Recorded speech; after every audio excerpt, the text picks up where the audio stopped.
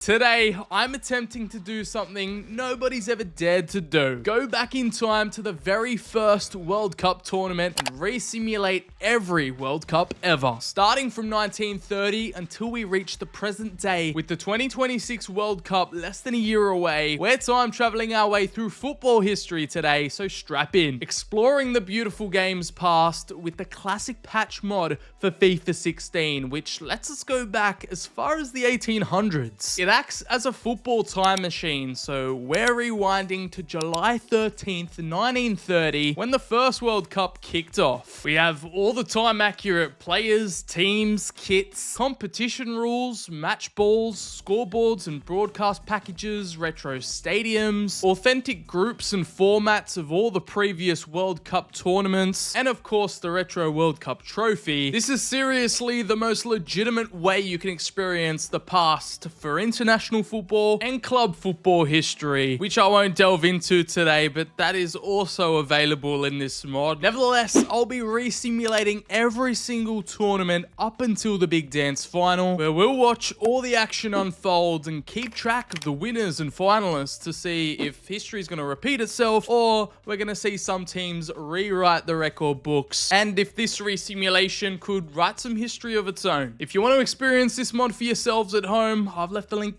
down in the description below. It is completely free to download, and trust me when I say this, it is quite possibly the best FIFA mod, even football gaming mod of all time. It is a time machine filled with football history, and it's worth rebuying FIFA 16 again, which I've had to do here over on PC. So I'll also leave my G2A affiliate link down in the description below. This is not sponsored. They just came in clutch because I actually had to buy a FIFA 16 account for this video to even happen. So I thought I'll let you guys in on the method, as this is only possible on PC, not console.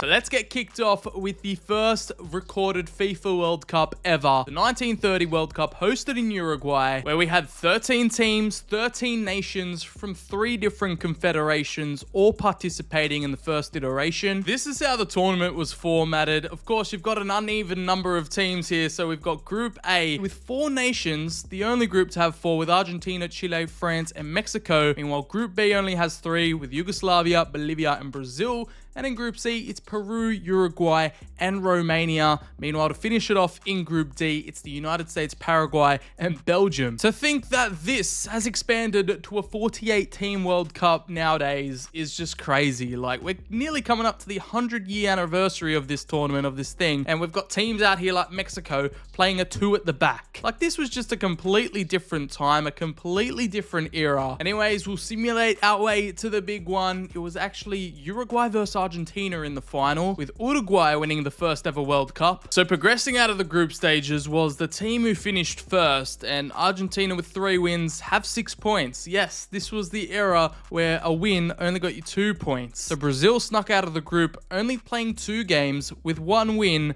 they either got through a goal difference or head-to-head, so they're lucky to be here. Romania snuck through with 2 points, and Paraguay managed to get 3. Still got 1 point for a draw. But Argentina have played the most games so far, but those are the kind of, rules and formats you got to consider, as this is what football was like 100 years ago. So let's see if we get a different result here, and we do. We've got a final of Brazil versus Argentina. Argentina winning 3-1 against Paraguay in the semis to qualify, and Brazil took down Romania 2-1 to book their tickets to what is going to be a mouth-watering final here. This was like 20 years before Pele even stepped onto a football pitch. I'm surprised these players even have profile pictures. I'm surprised you could find images of them anywhere. But let's hope we get a proper scrap and a proper game of 1930s football. It looks like Argentina are dominating the goal scorer charts here, with Stabile being their front gunning striker. And look at the kits back then, man. You've got the retro style of the shorts, the string up near the collar. You've got this Argentina wearing like 3/4 length pants on the pitch. Brazil hadn't even adopted their famous yellow color yet. And we've even got the authentic match ball that they used on the day. I'm gonna have to say Argentina are the favorite here, but these are how the two sides match up against each other head to head, as we've arrived on final day in the 1930s, the 1930 World Cup final in the old retro stadium. We've got the pitch that looks completely out of the 1900s. The OG World Cup trophy is there to be lifted too. Somehow Martin Martin Tyler and Alan Smith are alive in the commentary booth. But here it goes. We've got the stage set. The time accuracy is absolutely elite. The referees in the old retro tie uniform. Back when goalkeepers actually used to wear like woolen gloves, not actual goalkeeper gloves. But anyway, I'm obsessing over these small little details here. I still can't get over those 3/4 shorts. We have got the plain, simplistic OG matchday broadcast package. The pitch surface is absolutely terrible, but that's what they played on back in the day. We've got the old retro crowd too, the retro turf, the retro fans in the background, the OG matchboard, just all comes together. Now let's get down to business. Who wins this thing? I've got no control over this. It's CPU versus CPU. As the Argentines, the favorites, they've started a counter-attack here. Brazil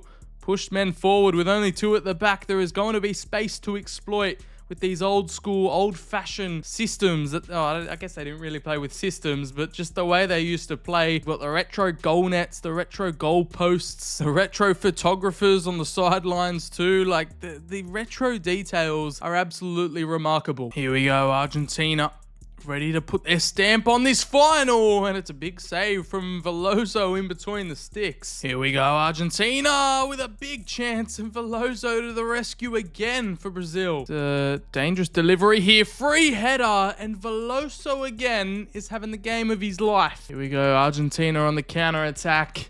They have got some firepower here, and their top goal scorer is in the clear. He passes it off, but it's ended up being a lovely combination. Evaristo, and he's fluffed his lines there at the crucial moment. Stabile now in the clear. He's found some space. One-on-one with the goalkeeper, and Veloso, just give him the man of the match award right now. Oh, big delivery on the back stick, and Stabile went for the impossible. Oh, Argentina, lovely ball on the inside, and it's nearly bundled through. How many chances do you need? It's been a stalemate. We're headed into extra time, and I don't think back in the day you were allowed to make substitutions, so I think they've just got to battle on. Injured or not, drained or not, nothing really happened in extra time. I guess we're off to penalties in the 1930 World Cup racing. Here we go. It's now or never, surely. First spot kick here, and Brazil step up. Nilo goes right down the center. Here we go, the tournament top goal scorer. Can he get the job done? Yes, tucks it. Brazil up second, and it's hit the crossbar. That's a big, big W for Argentina with their man up next. I think it's the same penalty system that we're used to, but that's a big save from Veloso, so it's still at 1 apiece. Who knew we'd have this much drama in the first World Cup final? And oh my God, Bossio with a massive save. It's now pressure back on the Brazilians as Argentina step up here right down the middle. We're in desperation mode right now. They need to convert all their penalties, and that's a good step. And here it's 2-2. Argentina can't afford to miss, and Ferreira makes sure that Brazil now can't afford to miss. It's been a South American stalemate here to start the 30s. That's a big save from Bossio, and Argentina have done it in extra time and penalties. It was a match for the goalkeepers, and it's come down to a goalkeeper save to win Argentina the 1930s World Cup. They are world champions here, unlike in real life where Uruguay got the better of them. And here they are up on the podium. The Argentinians are on the board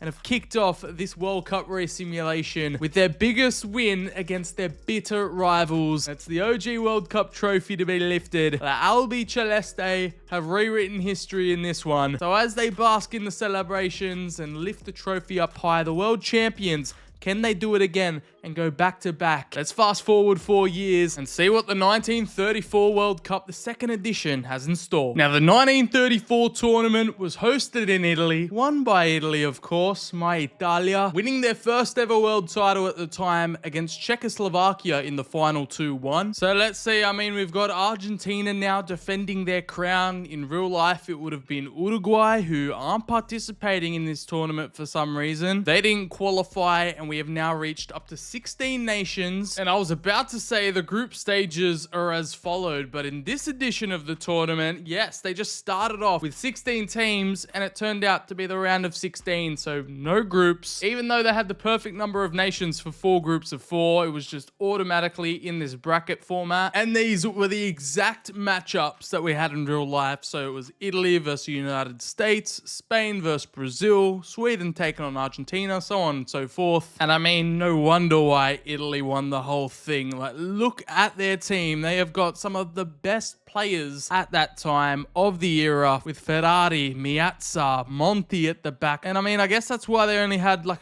a backup goalkeeper on the subs bench, because you weren't even allowed in-game substitutions during this decade, or for a while in world football. I guess we'll find out when that rule comes into play with this mod. But let's sim our way to the final to see which two remain. Well, here we go. Italy back in the final again, just like in 1934. They're ready to reclaim their title, as Germany have made it all the way through here, beating out Czechoslovakia in the semi-finals. Italy got past Austria 2-1 as well. They also took down Spain and the USA in the process, but what a road to the final. It was actually Czechoslovakia, runners-up in real life, who finished in third place with a 3-2 win against Austria. And it looks like no team who made the final have any players in the top goal scorer charts here. Czechoslovakia's Junek on top with 5 goals, with Italy spreading their goal scorers out between a multitude of players, and Germany having 2 players up in the top 10. Let's see if we can finally get some goals tonight. The one to decide it. Italy actually had 3 kits back then, with Germany having their famous white and black. At the Stadio del PNF in Rome, these are how the two nations line up against each other head to head. Here we are on match day. The hosts are playing on home turf in the capital. The stage is set. So let's see, we've got a beautiful backdrop here. I love the background, the trees, the OG architecture. It's a bright, beautiful, sunny day here, and it just sets the vibes perfectly. We've got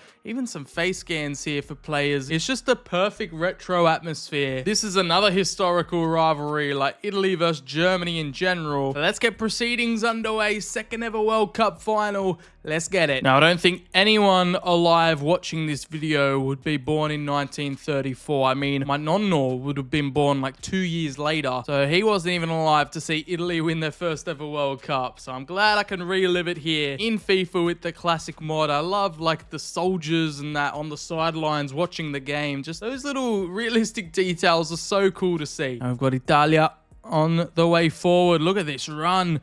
Oh, it's magnificent. And the ball on the inside. Italy first chance of the game, and Orsi converts in what was a beautiful delivery. The man slots it home at the back stick, caught the German defense off guard. And look at this solo run. What a ball. Set it up on a golden platter, and all he had to do was give it the kiss of death. A beautiful tap at the back stick. That man, Raimundo Orsi. And this was before they split up into East and West Germany, so lost it there at the final seconds. And now Italy ready for the counter-attack. Orsi can set up Guaita, and Guaita gives it off to Schiavo again. He's already got an assist to his name. Can he add a goal? Wants to conjure up something. Monti roaming forward, and look at the blue shirts here. It's another pop shot. It could have been 2 at half-time, but the Italians go into the sheds at 1 goal to the good. Oh, Italy have started off this second half the strongest. Orsi again threatening, and the German defense just don't know what to do. They're overloading them, that's for sure, and it's a near miss for Miazza. Italy just controlling possession,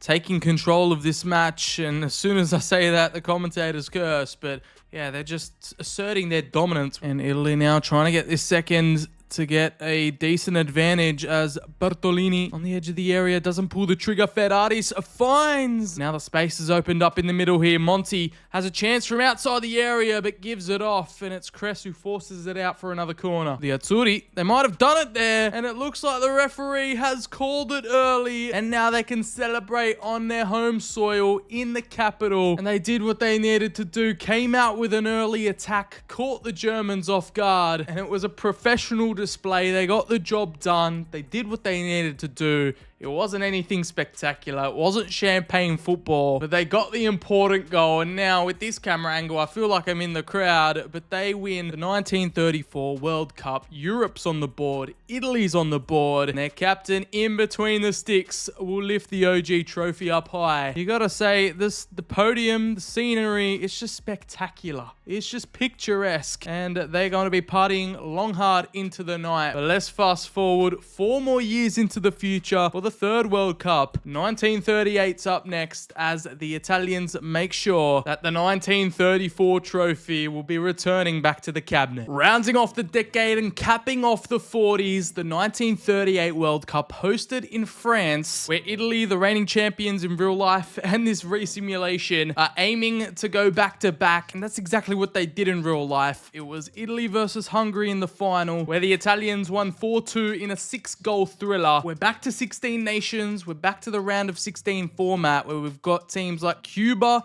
and the Dutch East Indies involved. Here are how the round of 16 matchups are looking. We have the exact fixtures from real life from 1938 replicated here. Some results have already gone down, so you can see Italy, the previous champions, absolutely smack Norway 5-0. Hungary took a 3-0 dub against the Dutch East Indies. And we've got some more crazy matchups that are going to take place, but you can now see teams starting to abandon this like 2 at the back, 3 at the back formation that was widely adopted. And you can see the likes of Switzerland opt here for that little 4 at the back. So the 2-5-3 formation seemed to be a staple back in the day. Hey, if it ain't broke, don't fix it. But let's simulate our way to the 1938 final and see what we end up with. And lo and behold, we've got the dream matchup. We have a 1938 final replay. It's Italy and Hungary matched up in the final again. With the 2 powerhouses of the 30s, it seems. It's an all-European final, but Italy just made it through on pens against Czechoslovakia in the semi-finals. They smacked Belgium 3-0. Hungary just edged past Sweden 1-0 in the semis to book their ticket. And this has set up a mouth-watering clash. As a top goal scorer, it's actually a Czechoslovakian player again. Cahoots of Hungary is looking to get that golden boot. Meanwhile, Giuseppe Meazza is up there in the scoring charts too. And in terms of assists, yeah, Czechoslovakia,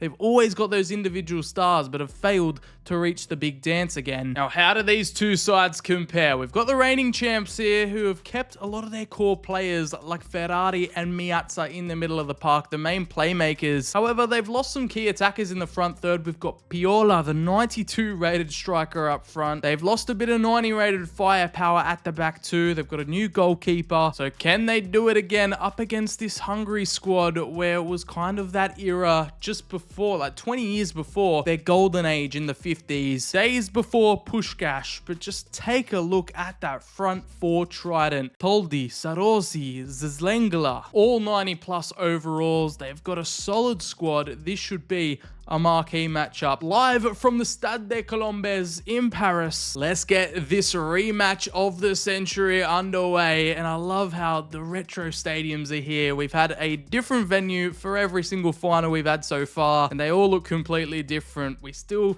have this retro World Cup trophy all the way until the 60s or 80s, I believe. We've got an Olympic running track around this stadium. Not my favorite kind of venue, but the Hungarians don't mind. That'll be the main threat. Vilmos Cahoot. Fun fact, actually, Hungary have never won a World Cup before. Not in their golden era, not right here in the 30s. The closest they've came was this game, so this re-simulation is their golden opportunity. Meazza, the Italians, they look like they're hungry for 2 in a row. The Hungarians will get this party started though, and now it's just time to admire like the historical accuracy that is in this mod. Just honestly blows my mind sometimes. Nevertheless, let's close out the 30s with a high goal-scoring thriller. Give us some excitement. We've only seen 1 goal so far, and the Hungarians aren't here to play around. The Coupe du Monde, as they call it over here in France. And we're going to have to wait and see as Kolausi into the box. Another perfect delivery at the back stick, and it's off the post from Piola. I love that little logo, the competition logo in the broadcast package too. It just makes it all come to life. Now Italy with a major moment. It's a nice little counter-attack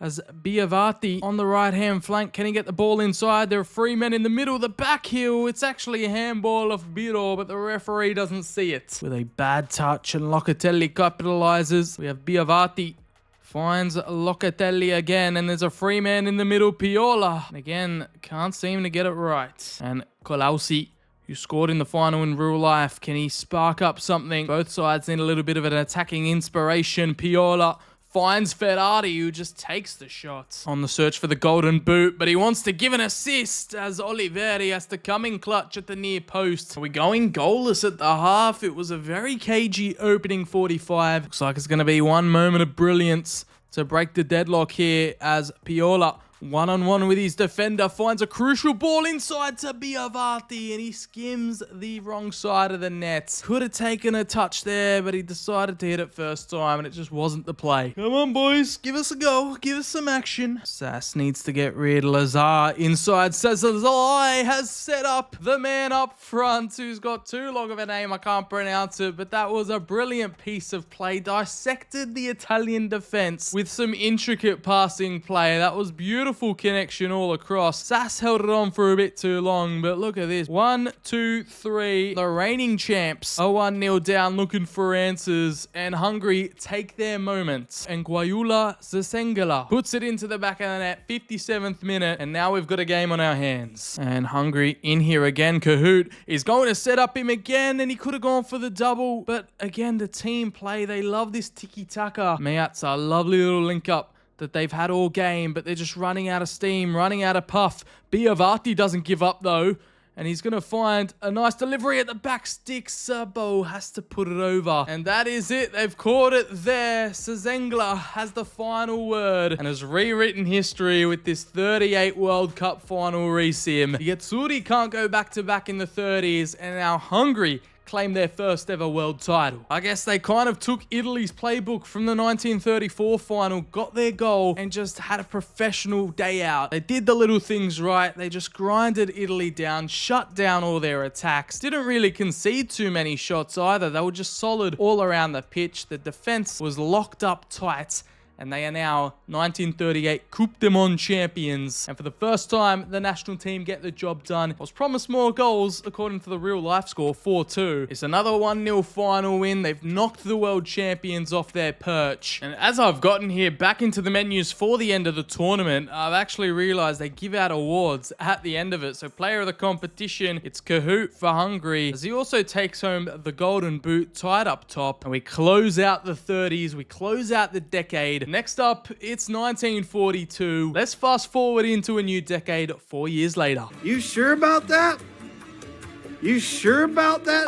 Now, due to unforeseen circumstances, aka World War II, the planned World Cup tournaments of 1942 and 1946 did not take place. However, the tournament returned 12 years later in 1950. So this is where we're going to continue the re-simulation, and a couple of fun facts about the 1950 World Cup is you're going to see 13 teams right here qualified. However, 16 teams originally qualified for the World Cup. We had Scotland withdraw, India withdrew due to travel costs, Turkey withdrew due to financial conditions, and also the travel costs to the host nation of Uruguay. FIFA then had to go out of their way to invite Portugal, the Republic of Ireland, and then a team eliminated from qualifying in general, which was France, who then withdrew after they initially accepted the invitation due to, yet again, the amount of travel that had to be done. And one thing that I absolutely love about this mod, even though those teams withdrew and never participated in the 1950s World Cup, we've still got 1950 India,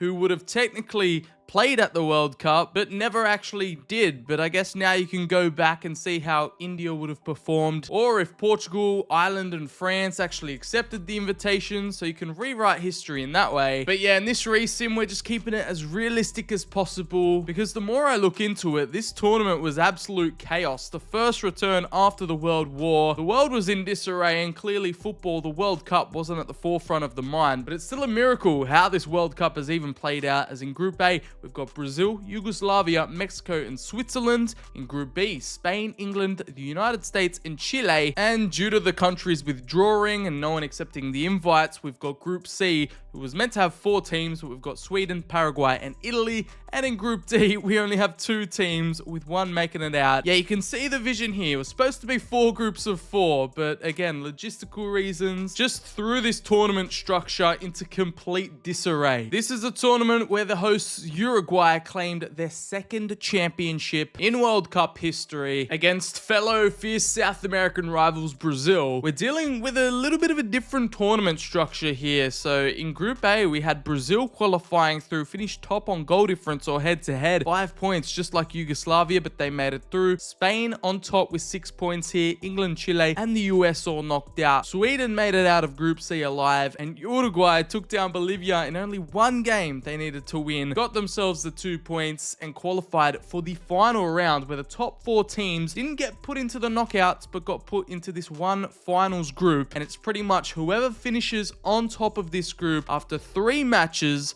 wins the World Cup. So there was no technical like World Cup final. Both Brazil and Uruguay neck and neck on points. Guess the final game we've got on our hands here, people. It's Brazil versus Uruguay for the World Cup final, just like in real life. History is repeating itself right in front of our very eyes, and not only for the finals matchup, but the top goal scorer award, because this guy Ademir for Brazil, 6 goals. He's leading the Golden Boot race by a mile, and he actually did similar in real life, scoring 9 goals in the tournament. We've got him absolutely dominating, so he clearly has carried this Brazilian squad to the final, and there is no doubt about it. The numbers don't lie, his stats don't lie, the attributes don't lie. A 94 rated striker. This man was an absolute weapon in the 50s. And of course, we're still in the era of just one substitute that was allowed, and it was only a goalkeeper allowed on the bench. Meanwhile, all their reserves are just here chilling. A 95 rated left back in the reserves for Brazil. What is going on? Nevertheless, the Uruguayans don't look too bad themselves. The 5-star outfit with some premium top tier players in their ranks like Schiaffino and Gahigia. Varela, the captain, the heartbeat of the team, leading right in the middle of the pitch. They both have the same goal difference, so I'm assuming if Brazil draw tonight, they would have done enough to win this World Cup title and rewrite history. But yet again, Uruguay, 1950s world champs for a reason. They're looking to keep their crown, and what better venue to settle this than at the Maracanã in Rio de Janeiro, with now our upgraded 1950s match ball. We're in beautiful South America again for another all South American World Cup final affair, and this is what the Maracanã in the 1950s looked like. This was the state it was in before all the major renovations. Here is your final standings. This is the final match day, and as the teams roll out, this is probably the biggest jump we've seen so far, as we've gone from 1938 to 1950. We've got a brand new match ball. We've got more match day retro player faces. This competition, despite all the complications in this edition, was being started to take more seriously by all the nations. And look, oh my god, we've got Christ the Redeemer in the background, the beautiful mountains of Rio. This is just setting the scene perfectly. And the immersion, the attention to detail is next level. I love it. The players warming up, the retro boots are on. The weather's not the best, but let's hope that doesn't detract from the final we're about to see. So whoever wins here will definitely get their hands on the trophy, no matter what happens in the other game between Spain and Sweden. And apparently there was 173,850 people in attendance here to watch these two face off, and what a spectacle it would have been. I'm sure multiple safety restrictions and rules were broken, or they just didn't exist in general. I'm sure people were jumping the fence, getting in without tickets. This was the must-see event, as Uruguay on Brazilian home soil get the game started off here, and the dream start for the Uruguayans, as it's Varela to blast one home, snuck into the box, and unsighted had a proper shot on goal. And what a moment for the number 5. The captain kicks things off with a captain's goal, and it was a devastating strike, leading his nation, leading his country by example. And it is a landmark moment for him, the first goal in the tournament. That has set the tone for the rest of the game. It's game on. Obviously, the curse of the commentator, the lose out possession. Varela wins it back. He's just a dog in the middle of the park. And for the 1950s, they're playing a nice little brand of football here, with Gahigia causing problems over to Chico. Oh my days, look at this Uruguay space. We've got so much room to work with. Gahigia now 1-on-1, and that's the second for Uruguay. A split-second counter-attack, and it's one of their talisman, one of their marquee men on the right to absolutely be clinical and punish this Brazil squad for their sloppy attack and the build-up play that just led dead to nothing, but Gahigia was ready and there to bury it ice cold in the veins. And it's just clinical right past Barbosa. And then number 7 gets his name on the score sheet. What a way to go into the halftime sheds. Uruguay look absolutely stunning. But can they hold on and accomplish what they managed to do in real life and bring home the trophy? Varela pushing forward. The captain wants to set up something. He wants to set up the third. And they're all over him right now. This is crazy. Or are we going to see a big old Brazilian comeback? We've got Chico trying to find the cross into Ademir, and it nearly snuck through at the near post. Finds his way on the edge of the area. Nice little delivery on the inside. And that could be the goal. There was claims of an offside, but the foul was led to a play on. And Brazil get a goal back here. We now stand at 2-1. The exact scoreline that happened in real life. This is getting scary now. But the Uruguayan defense stopped for a moment. And time kind of stood still as this ball from the number 8 was picture perfect. And the Seleção have hit back and have halved the deficit here. Friaika, their number 7. And it looks like we're in for a blockbuster last 15 minutes here. Chico is fired up. Brazil are revved up. Varela, just a beautiful play down the line, and he finds Vidal in a bunch of open space. He runs for the corner, and he's doing the old time waster classic. This is toxicity at its finest. Turismo ball, and it looks like Uruguay have claimed the World Cup trophy, but there is still one more game to play. It's not going to matter between Sweden and Spain. I don't know. Are they going to celebrate? Is there going to be a trophy celebration at all? They're shaking hands. They're walking off the pitch. I don't think there's going to be any World Cup trophy lift. It's a bit anticlimactic the way it's formatted because there is no actual World Cup final. It's just whoever has the most points at the end of the day wins it. And because this isn't the official last game of the group, there is no World Cup final ceremony. There is no big celebration, and yeah, we kind of just have to end it off there. They've spoiled the Brazilian party in front of 173k, becoming the world champions just like they did in 1950. And now we're gonna make it official. The Uruguayans claim their first World Cup title of the video. We're gonna quick sim this one as Sweden get the win over Spain. An 86-minute goal from Nilsson gets them the 3 points. Uruguay crowned world champions with 5 points, 2 wins and 1 draw in this final group stage of 4. Ademir not only takes home the Player of the Competition award, the Golden Ball, but also was a firm favorite for the Golden Boot with 6 goals. It was going to be impossible to catch him. It's actually frightening how similar our re-simulated final turned out to the real life version, with 2 of the same goal scorers, Gahigia and Friaika, both on the score sheet in real life.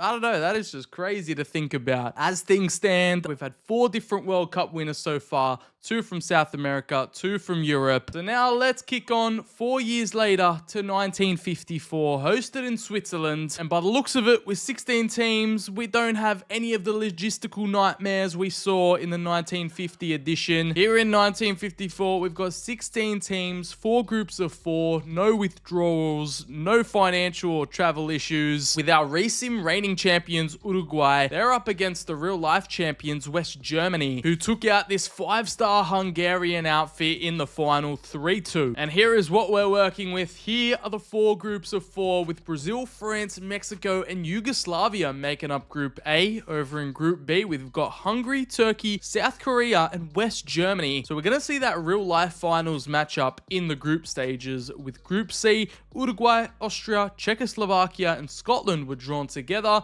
And finally, making up Group D, we've got the hosts Switzerland, Belgium, Italy, and England. So it's definitely quality over quantity in these early iterations of the World Cup. You can see now every single group has an argument for a group of death, and I can confirm the return of the group stage to knockouts format. Once the group stages are over, we're gonna have the quarterfinals, semi-finals, third place playoff, and then of course the big one. Finally, we're back to regular programming. We're going to see a trophy lift, and this was the type of quality on display here in 1954 with a 5-star all-star Argentina outfit. We've had Austria. You can see multiple contenders here. You'd have to have a world-class crop of players to have any chance of going far or just even qualifying for this tournament. We still had East and West Germany, Yugoslavia, Czechoslovakia, England. The three lions are finally starting to become a real threat. It was a very interesting time for the world game, especially after the world wars, and Hungary claimed the golden team of this decade. The 50s were dominated by the Hungarians, so let's see what they can pull off in the next two iterations of the World Cup. I am on the edge of my seat to see who will make it all the way to the big dance, as in Group A, it was Brazil and Yugoslavia to get through and qualify. France and Mexico both sent home with 2 points. Group B saw West Germany and Hungary, the two finalists in real life, comfortably make it out of Group B alive.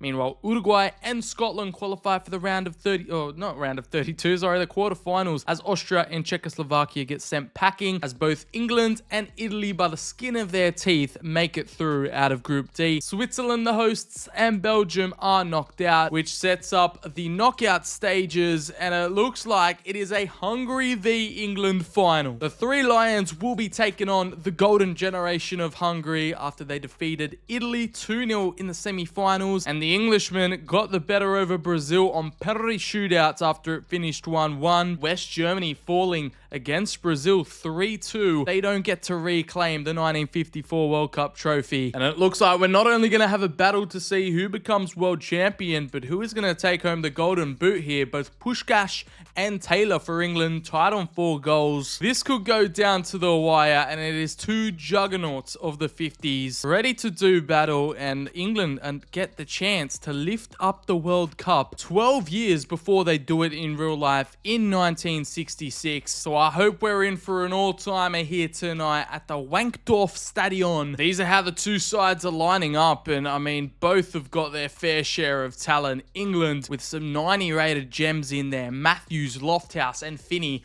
look like an incredible front three. You've got Wright, the captain, at a 94 overall. But again, this Hungarian golden age, can they live up to expectation here in this final? It's an all-European affair, as Hungary are after their second World Cup in this resimulation. Here is the silverware on the line. We've still got that OG Retro World Cup trophy shining in all of its glory, and this is a set piece. Like, this is just a crazy stadium. You've got some nice mountains in the background. The trees are there. The stands are incredibly steep. Like, the fans look like they're packed into the grounds. You've got a massive clock tower in the back right there with 2 flags on top, and that man, the leader of a generation, Ferenc Puskás, the icon, the legend of Hungarian football, in what was considered the best player at the time. But it's just a beautiful look at these retro stadiums. This is part of the course why I love this mod. It feels like you're going back in time, and there we have it. That is what's on the line, the prize. They want another one here in 1954.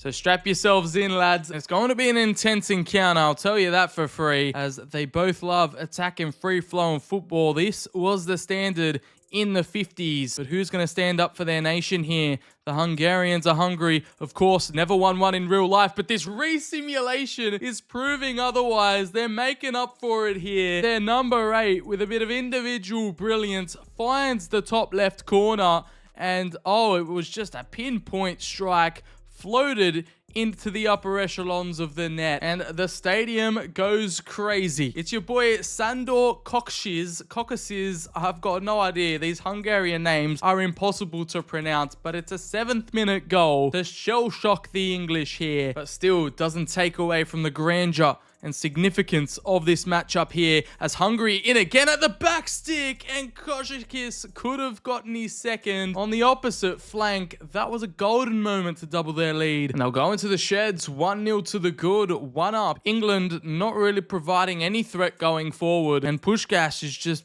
on cruise control. He's having a day out. Might have a great start to this first half, and it's their first chance of the game. Taylor spurns his chance over the bar.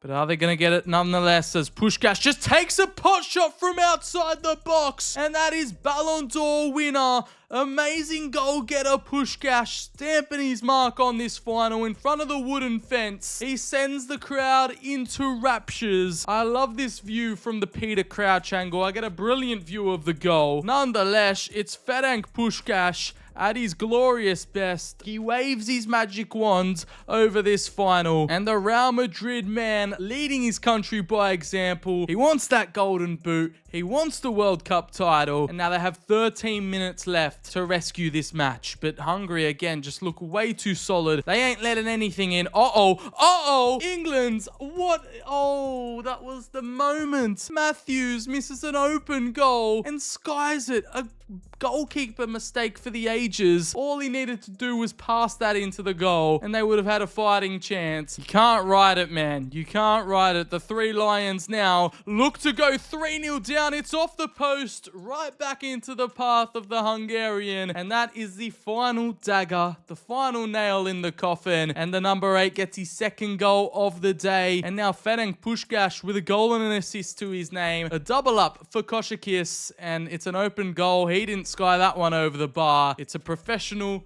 comfortable Hungarian dominant performance, and the 1938 champions going to be the two-time champs now. The referee calls it there. He puts the English out of their misery. They just weren't up to it all day. They were overwhelmed by the red wave of Hungarian footballing class, and my God, did they show up. England, it ain't coming home for you lot yet. Hungary are the first team in this video to get their second on the board so far. They go out in front as the leaders of this simulated World Cup series. And now we'll get the confirmation with Prime Puskás lifting the trophy. Yeah, they never ever won a World Cup. They just couldn't do it. They lost the final in real life, and now in this re-simulation, they get their revenge. They rewrite history and become world champions, deservedly so. So I hope this makes up for it to my 5 Hungarian viewers watching. Sensational scenes here. The fireworks are going off, and the player of the competition announced it could only be one man, the playmaker forward who could score bangers for days, the technically gifted Puskás. For his time, for his era, he was an absolute baller. We all saw that in the final, and the numbers don't lie. Puskás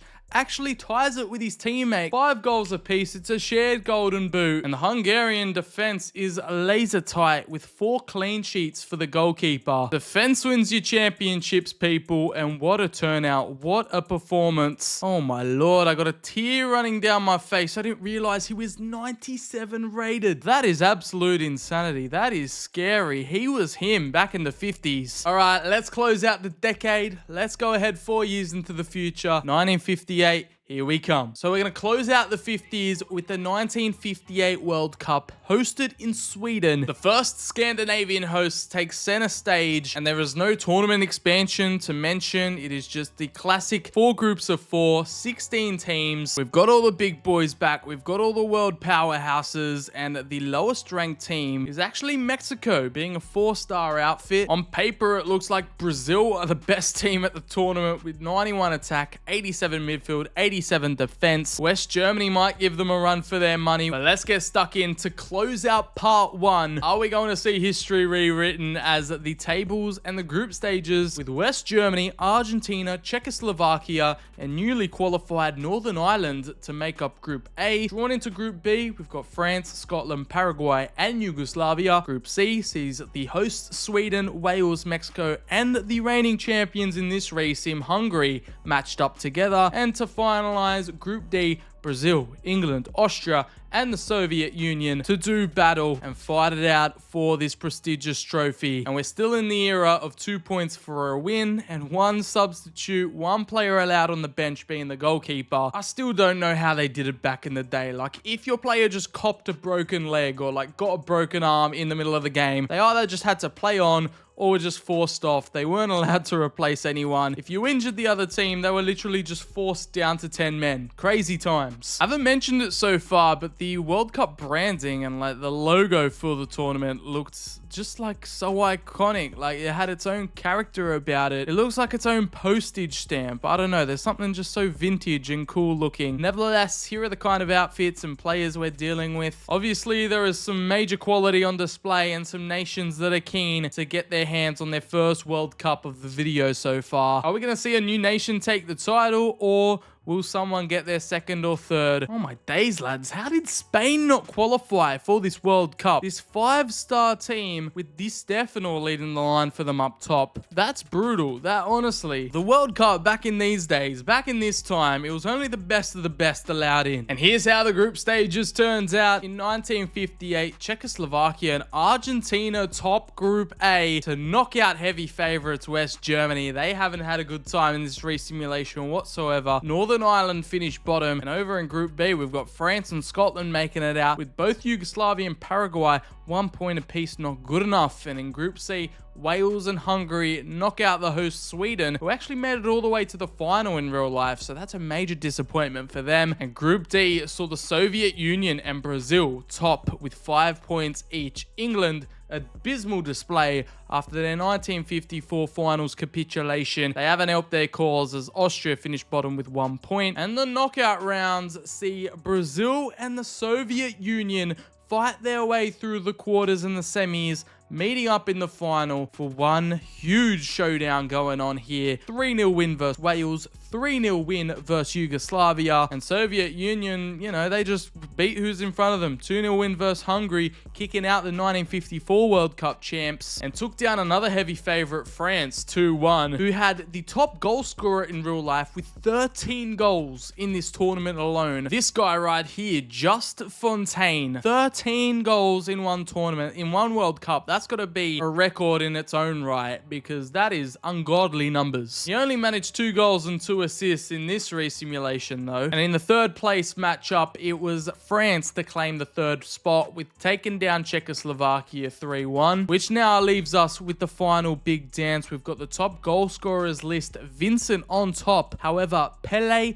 and Ilyin have the chance to claim the golden boot tonight. This is starting the rise of Pele. This was Pele's first World Cup win at only 18 years of age. So can he do it again here in this resimulation? Let's find out. Because looking at this Soviet Union squad, I mean, it's a nice team. They've got some decent components, like their striker Simonyan and Ilyin, clearly in decent form at the tournament, but I think it's all about their goalkeeper, their shot stopper in between the sticks, Lev Yashin. In the days before his famous cap, he won the Ballon d'Or as a goalkeeper back in these days. Still widely considered as the best goalkeeper of all time. However, Brazil are facing some challenges here. We've got Bellini, the captain, who is out with a suspension, and it looks like Didi is carrying a little bit of a knock, but we'll let him continue. But look at this attack, brother. It's enough to make any defense cry. This generation's GOAT, alongside some talented wingers, Garincha nonetheless at 96 on the right-hand flank. But come on, man. The Brazilians are yet to make much of an impact in this World Cup resimulation, but this is their chance to announce themselves as the powerhouse that they are at the Rasun Stadion nonetheless. Europe versus South America. But will it all come together here on match day? Let's find out, as we're at a new venue, a new set piece, in a new environment, at a new stadium, still with that old school retro broadcast package. Brazil have got all the big names, they've got all the talent and all the techers in the world, so I'm sure they're confident in themselves. Those retro shoes, we've got Pele in red hot form, 3 goals in the last 3 matches, and this is when he first initially burst onto the scene. We've got at least another 4 or 5 World Cups with Pele still in the picture. This is only the beginning of his reign, but I'm sure the Soviet Union want to cause a bit of an upset. I want to see goals today. Lev Yashin is going to have his hands full as they beat Sweden in the final 5-2. Vava got on the score sheet, Pele also with a double. So how's this resimulation gonna go for them? It's lights, camera, action. Let's get it rolling. Oh, we've got a player injured already. Someone's down at the Soviet Union. It could be their captain striker. There are no substitutions in this era, so he's just gonna have to get up and get on with it. Anyways, Brazil in here with Didi. Someone else gets taken out. Is that a foul on Brazil or the Soviet Union? No, it's VV offside. A bit fancy with it, Brazil. They like showing off and balling out like they're bringing the flavor of the favelas to the World Cup final stage. And Pele, now first time on the ball there, number 10. Oh, he gets taken out the back. 2 different football philosophies going head to head, and you can see Pele getting man-marked to death. And I think he's down. He's down as well. There's injuries galore going on. Can get that one through to Zito. and finds Zito again. A lovely 1-2 play. Garincha now with the shot. But that's pretty much the first major opportunity of the game. The Soviet Union holding their own, and they've made it to halftime completely unscathed so far. That man Lev Yashin hasn't had much to do, surprisingly. Garincha, oh, he's found some green grass to run onto here, and he's got the pace, he's got the delivery, and he's got Pele in the middle to slam it home. A lovely header for the Brazilian star boy, the wonder kid of the 50s. And it's the first attack from Brazil in this second half, and he snuck up behind the Soviet Union defender like a librarian. He's not necessarily known for his headers, but Pele is on target, and that usually means it's a goal. He breaks the deadlock here and gets his 6th goal or 5th goal of the tournament. I've got to double check that one, but he's definitely taken the lead in the Golden Boot race in the 61st minute on the world's biggest stage, on the biggest game of them all. Pele now can just drop back and control the play from deep, trying to get these combinations working, and a nice little delivery at the back stick. Hold on. And Simonian just got a bad touch to it. And now DD finds Pele. He's now one-on-one, getting chased by 2 Soviet Union defenders. His shot was cannoned off the crossbar, and it fell straight to him. He got the crumbs, and that's his 2nd goal, just like in real life. He gets a brace in this World Cup final against Lev Yashin, and the Soviets now are completely bamboozled. It's party time in Rio de Janeiro, and there's nothing much Lev Yashin can do about that one. Literally, single-handedly dragging Brazil to their first World Cup title. So it was written in the stars for the Seleção, the 18-year-old Brazilian sensation with the world at his feet and a World Cup trophy to lift as a teenager. It is just scary what this Brazilian squad is made of, and they have got superstars not only in this generation, but the eras and time periods to come. So this is not going to be the last we see of Brazil, that's for sure. The South Americans celebrate as it's their first World Cup here in 1958, and the world champions are now on the board. So far, we're evenly split, with 6 World Cups re-simulated so far. We've had 3 South American winners, 3 European winners, and now, just like Uruguay in 1950, Brazil reclaim their title, and don't let the Soviets rewrite history, and they get to claim the beautiful World Cup trophy that is soon to be revamped, but we'll see that in part 2. For now, though, it is the emerging powerhouse in the 50s celebrating what was just a professional display. We've seen some individual brilliance in these finals so far, with the likes of Puskás, Varela for Uruguay, the captains usually stepping up to the plate, and with millions watching, with the world watching, they've pulled through. And here's your final look of our 1958 re-simulation, the final confirmation, and now we can double check that Pele, with that brace, is now an out-and-out Golden Boot winner. He didn't take home the player of the competition, as that went to Vincent for France, but he gets his first world title and the Golden Boot in change, so I think he's winning at the end of the day. He announces himself with a stellar campaign in this resim, just like in real life. Zagallo with 4 assists for Brazil, so they just out and out dominated, with Gilmar 5 clean sheets. Again, their defense was absolutely exceptional, and just an out-and-out memorable campaign for the Brazilians all around, and have really engraved themselves into history here. All the big boys stepped up, and yeah, they're going to be a nation to dominate for years to come. We started this video at the humble beginnings of this tournament, the 1930 World Cup, with 3 decades re-simulated. We've got 7 more to go, and we're going to cap off part 1, and that leads us perfectly into part 2. So don't you worry, lads. Sir BCHD has got you fixed, with plenty more retro World Cup content coming your way, as we'll be covering the next 2 decades. So strap yourselves in. If you've enjoyed this one, drop the video a like down below, hit subscribe, and turn on the notifications so you don't miss this rest of the series. It is going to be a crazy ride from here on out as we explore football history, explore this World Cup. If you haven't picked up already, it is going to be a major series on the channel, a passion project that I've wanted to do for a while now, and I think this is the best way to go forward with it. Click on your screens if you want to click the next episode and see part 2. I'll see you there.